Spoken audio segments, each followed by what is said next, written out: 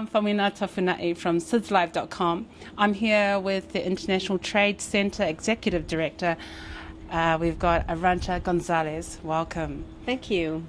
Now, Arancha, you are here in Samoa at the SIDS conference, and you've announced these 3 partnerships. Can you tell us a bit about that?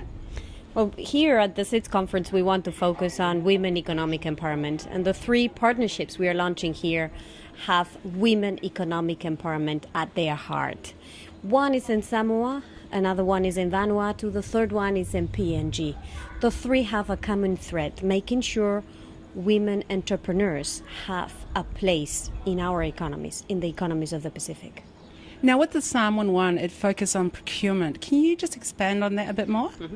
Well, the government of Samoa has a legislation, it's a pretty progressive one, that reserves part of government procurement to women-owned enterprises, to small and medium enterprises owned by women.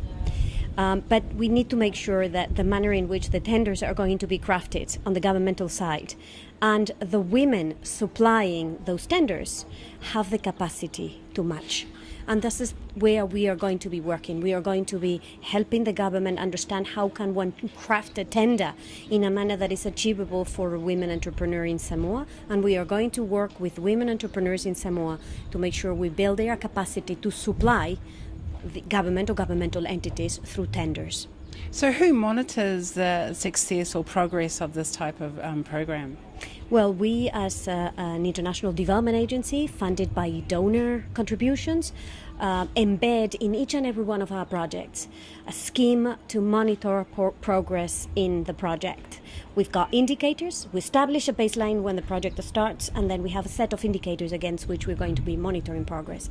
For each project that we develop, these indicators will be different, the baselines will be different, but one thing is for sure, we need to demonstrate to taxpayers value for their money, and we need to demonstrate to the partners we work with that investing their time and efforts in working with us is worth it. So we are truly committed to making sure not only that we launch projects, but that we execute them, and that at the end of the project we can tell what has happened in the real world. And what are the other projects that you've announced this week in the other parts of the Pacific? So the second one in Vanuatu, more specifically in Espiritu Santo, it's linking women in the rural areas producing fruits and vegetables to the hotel industry. It's making sure that we build a backward linkage with the tourism services that Espiritu Santo is providing. Espiritu Santo is a destination for lots of cruise ships and tourists. We need to make sure that more of this hotel industry is sourcing from Vanuatu producers. The third one in PNG is built around a bilum weaving. It's a traditional art and craft from PNG. It's weaving by thousands of women, often in very remote areas, in Goroka and in many other parts of the islands. What we want to make sure is that these bilum producers are weaving products that international markets are interested in buying. Again, PNG is becoming a very important destination for cruise ships.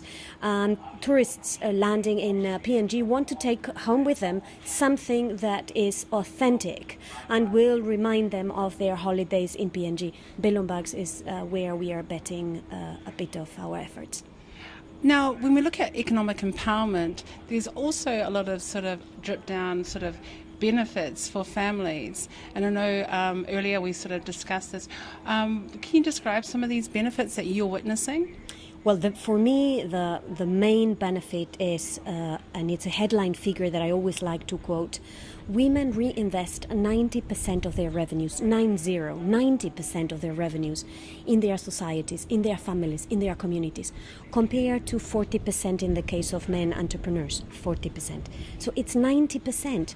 If we know that 90% is being reinvested in the families and their communities, we have found a huge leverage to reduce poverty and to foster development. This is the headline, the main reason why we need to invest in women entrepreneurship. Now, we also know that a woman entrepreneur has an ability to improve the education of her kids. She has the ability to improve the nutrition of her family. She has the ability to improve the housing of our family. But more importantly, we know that women entrepreneurs, women that are economically empowered, are women that gain in dignity. And it is this dignity that we want to give back to the women through their economic empowerment. Thank you so much for your words today, Arancha. This is Famwina Tawhanai from SIDSLive.com.